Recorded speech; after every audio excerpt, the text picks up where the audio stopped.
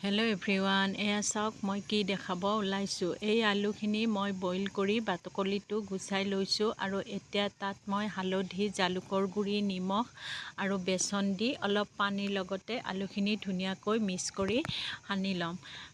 যিহেতু আলুখিনি বইল কৰিছোঁ, গতিকে মই আলুখিনি বইল কৰোঁতে অলৰেডি তাত নিমখ দি দিছোঁ, নহ'লে আলুখিনি গোটাই যিহেতু ৰাখিম তেতিয়া ভাল নালাগিব।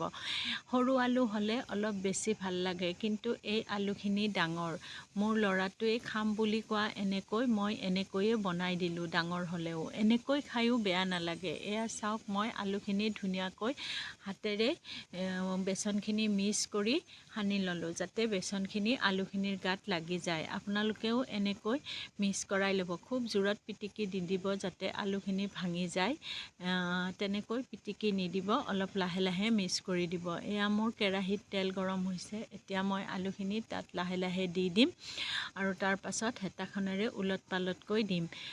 যিহেতু আলুখিনি অলৰেডি বইল কৰা আছে, সেইবাবে মই গেছটো অকণমান চিমত দি অলপ সময় ফ্ৰাই কৰিম। বহুত সময় আলুখিনি ফ্ৰাই কৰিব নালাগে, কিয়নো সেইখিনি বইল কৰা হৈছে।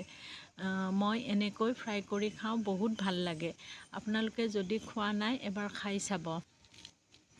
সৰু আলু হ'লে অলপ বেছি ভাল লাগে, কিন্তু এইখিনি অলপ ডাঙৰ হ'লেও মই এনেকৈ বনালোঁ, ল'ৰাটোৱে খাম বুলি কোৱা। এয়া চাওক, মই চৰিয়াটোত যিহেতু মছলাখিনি আছিলে, সেইখিনিও মই তাত অকণমান পানীৰে ধুনীয়াকৈ মচি দি দিলোঁ।